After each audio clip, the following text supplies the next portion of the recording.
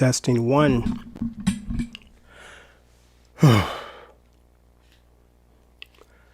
Greetings out there in YouTube land. This is Morris, man.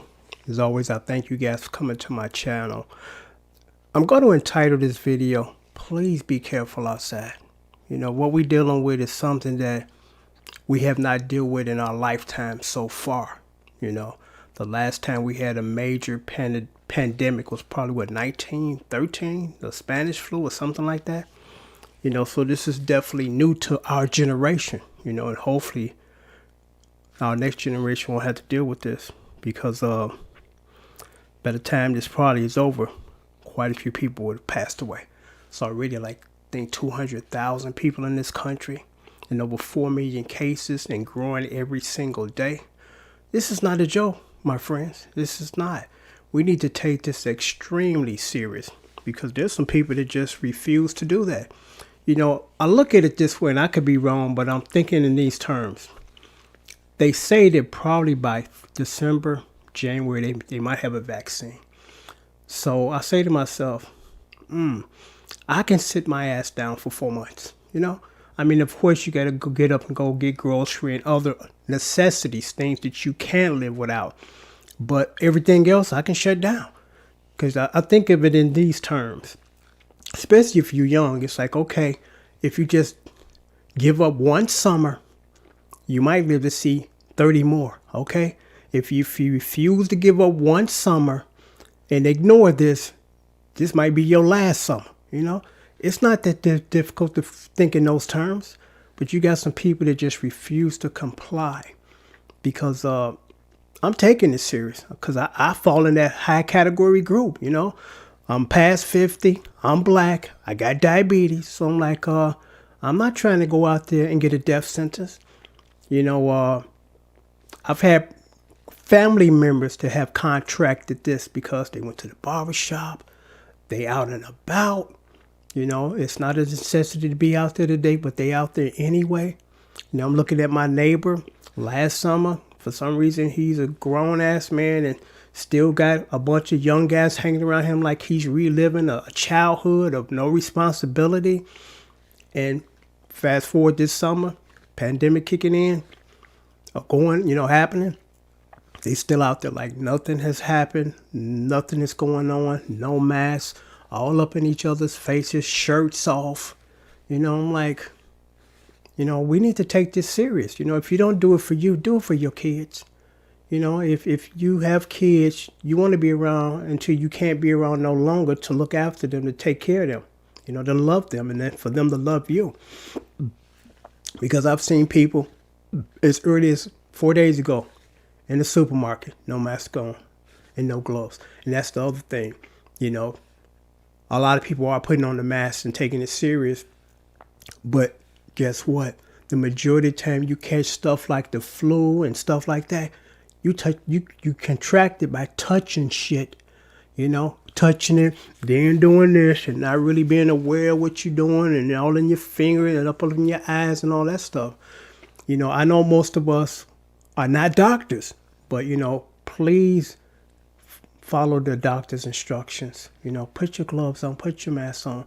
The reason why I'm doing this video, because I'm going to tell you guys a story that just happened yesterday. But before I do that, I'm going to show you this. I'm not playing. You know, I wear this. But this is not my favorite one. I have a much better one that has vents. And it's washable. And it's strap on the back.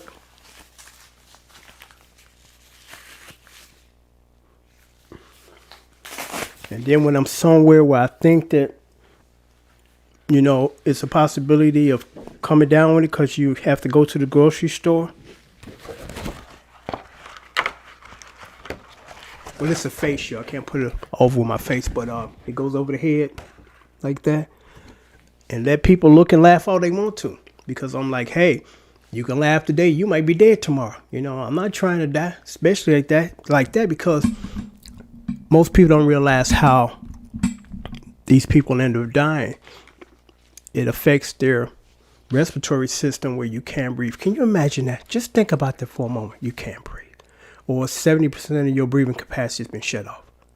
you know, and think of it in these terms because you might get a better understanding. I'm sure everybody has done this. Go jogging or just take a sprint around the block at full speed. And once you're done, you benched over and you huffing and puffing, trying to get air, and that only happens momentarily. You regain your respiratory capacity. But just imagine going on for days. You don't get a break. You don't go to sleep and, okay, it ain't going to be bothering me. And then you wake up, you go back to dealing with that. No, it's like a switch that's been turned on and you want to turn it off. And that continues to stay on and it gets worse till you die. These people are dying in hospitals, not centered around their loved ones. Because normally when you're older and they know grandpa about to leave here, he go to the hospital, you go, your kids show up, other family members show up and they around grandpa, comforting him until he leaves and go to the next place. You don't get that with corona. You're in a cold ass hospital room in bed by yourself with the door closed, nobody in there, you ain't talking to nobody, and you die. That ain't no way to die. Most of us would rather just take a bullet to the dome and call it a day instead of I'm sitting here for 2 weeks, I can't breathe, and then I'm running the risk of infecting others, or have I infected others? But I post this video to share this story with you guys because, I'm taking this serious, because I don't want to die like that. I know my time is going to come, but I don't want my time to come like this. And then in the process, perhaps infecting others. But this is the story. Because I felt I needed to share this with you guys because this is serious. This is not a joke. This is not a joke. I got a neighbor. And I do my best to help everybody. So I got a neighbor. He's a little older. And he contacted me because it was his birthday. I think a couple of days ago. I called him, wish happy birthday. And he wrote me into a favor.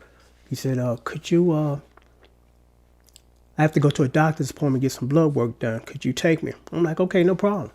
And he told me what day and what time.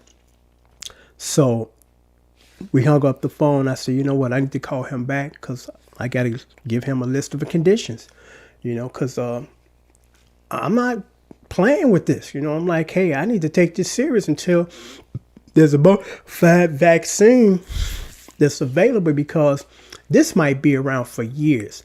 But the only difference is within perhaps, again, 6 months, they might have a vaccine. So if you do contract it, they can give you a shot. You get better. You don't die. Okay? You don't die. So I called him back. I said, I got no problem with taking you tomorrow, but I need to, or the day after tomorrow, but I need to give you a list of conditions because, I just want to make sure that we're all safe. I said, when I pull up to your house at the designated time that we've agreed upon to get you to your clinic to get your blood work, on the hood of my car, there will be a bag. And that bag will consist of gloves, which 90% of people I see walk around, they ain't even using gloves. I go to the post office almost every day now, and about 90% of them people don't have gloves, and all of them touch the door handle. Every single one of them touching the door handle. No gloves on. So in the bag was a brand new mask, because I got about 150 of these. So it's a brand new mask, never been used, never been washed for him. Gloves, and he got to sit in the back seat because he's one of the people that like to do a whole lot of this. I'm like, we can't do that right now in a confined space, man. Not in no little tiny car where half the windows don't go down, So I told him, and I said, I'm going to have to charge you because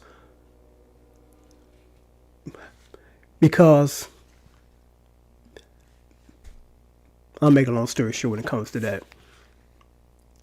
Never ask for something that you're not willing to pay for. You're a grown man, and I start to feel that people was trying to take advantage of my kindness. It's like, because he's asked me before and I've done it. He never mentioned or offered me gas or lunch money or nothing. Like, I'm going to have to charge you, man, because first of all, my time is not free. I got to cut away from my routine to take you up there. Then I got to burn gas to get you up there. So you're going to pay for this. Okay. So then when I told him about the bag, because first I told you guys what was in the bag. So when I told him about the bag, I said, there's a brand new mask in there. I got a mask. I'm like, yeah, I'm sure you do, but this is a brand new mask. Or I'm going to be wearing a respirator. And right there let me know the ignorance of this guy. And I don't mean that in a negative sense. I mean it in the dictionary meaning. Ignorance means not aware. And he's not aware that a respirator is to help you breathe. It got nothing to do with protecting your mouth and your face from anything. So all the more reason why I need to run this past him, because he's not totally aware of what he needs to be wearing. And then he wants to sell me on, well, I don't be around that many people, and I walk around with a squirt bottle with bleach in it. I'm like, who are you, Trump now? I mean, that doesn't even make any sense what he told me. And I guess he kind of got offended. I'm like, and I told him, I said, man, don't take this personally. This is not to offend you. This is to protect you. Because I'd be damned if I go out there, contract this shit from you. I bring it home and kill my wife and my kid. So I'm like, this is being taken serious, man. This ain't no, I just gonna half do it nonsense. It's like, I'm going to overdo it to make sure that I don't become one of them people on that added to that death list. Every day they do a count of the people that have died in your city, your state. And I'm not trying to make that list, dude. Just because, I'm a tiptoe around you and not take the precautionary measures that I need to not offend you. Fuck that. Seriously, fuck that. And so I ran all that past him. He was cool with it. And then the day of the time I was supposed to come pick him up, I was there on time, because anybody that knows me and deal with me, when we agree on a time, I'm there. I'm not 5 minutes late. I'm not on my way. I forgot that it was today nonsense. I handle business. I got that from my father, because my father didn't play that. You show up late, you're going to get left. That's simple. So I pull up to his house. It's 9:45. I'm waiting there. 9:50 came. 9:55. I'm like, am I going to have to call him? So I called him. Like, I'm out front. Oh, you didn't get my message? No. Oh, something came up. Okay. Have a good day. Now, the next time you got to go, you better call ride service, because you really try to be sure that you're on time when you're on other people's dime, when other people are taking you. You don't have that luxury of just blowing it off and then you check back with them in a couple of days. Oh, I want to do it now. You ain't going to do it with me, I mean, what else can I say? But I thought I would share this story with you guys as far as take this shit serious, because this is some serious shit, as they say. The shit done got real. And it is real, It's real. You run the risk of losing your life in a horrible, terrible way. I'd rather be caught in crossfire and die on the spot instead of I'm in the hospital for days, weeks. There's some people that hung on for struggling and was in agony and pain and torture for a month. I can't imagine not being able to breathe fully and freely for an entire month. I can barely tolerate that when I run and do jogs. And after the jog, I'm hunched over and I'm trying to get my air and I'm sweating. And like I said, that only happens, or you only got to deal with that for a few minutes until you regain your 100% capacity to breathe and breathe without any issues and struggle. So just again, imagine doing that, struggling to breathe every single day of every single hour. I do these kind of videos to bring some people to a reality that we all have to do our part. We all have to do what we need to do, but not only to protect ourselves, but to protect others. It's one thing when you put your own safety at risk, but it doesn't impact anybody else's safety. That's your prerogative. If you want to bungee jump out of a plane or go deep scuba diving or anything like that and climbing mountains and going up in caves, you're only putting your own safety at risk. And that's fine, because you make that decision. But what you do or refuse to do affect others and perhaps kill others. That's a whole nother level of selfishness. Do I want to walk around with gloves every time I step out that door or put a mask on? Not really. But I know this is what I have to do. When I go out and cut the grass, I got gloves on and I got this. And actually, this is a good idea when you're cutting grass, because as you get older, you won't be breathing all that stuff that's kicking up when you're cutting up grass, because you don't know what's down in that dirt and what's in there. So actually, this is a good thing, regardless of the pandemic, to have on when you're out there doing garden work or gardening work. But I got this on and people kind of look at me as they riding by or walking. I'm like, you can look all you want to. You can laugh if you like. But I'm not trying to die like that, you know, and you shouldn't be neither. If we all do our part, we can get through this. At least most of us. Some of us are going to die. I mean, that's just the reality. We're dying every day of this. We live in the United States and we have the most cases in the entire world. We're the biggest country in the world as far as strength, finance, military force, but yet we're number one in not protecting our citizens. And number one, some of our citizens refuse to comply with putting some fucking gloves on every time you walk out that door, putting a mask on every time you walk out that door. Cut out all this extracurricular activity that's not essential to your particular life at this particular time. Because like I told you, my neighbor out there standing around all day long like he's 13 years old and don't have no responsibility, grown-ass man. You know, the woman that lives with him is enabling him. He won't even take the garbage out. You know, I see her out there on garbage night, wheeling out the can. I'm like, what the fuck is that about? That's why your man ain't shit. Because you doing what he's supposed to do. You know, and you afraid to say anything like, dude, you better come get this garbage, you know? Again, he out there just like 3 years ago when he could do that without, you know, running risk of getting sick or bringing it, stay at home to his family. You know, we all got to work this together. You know, we can't have a large portion of the people just standing around, oh, that ain't going to happen to me. I'm sure some of the people that got buried recently said the same thing. Oh, that ain't going to happen to me. I'm careful. Or I know him. Or it's his birthday, so you're going to take a day off from Corona. Corona ain't taking a day off from you. You know, but you got some people that just refuse. I mean, I totally understand. You know, graduations is a moment in time that you can't get back.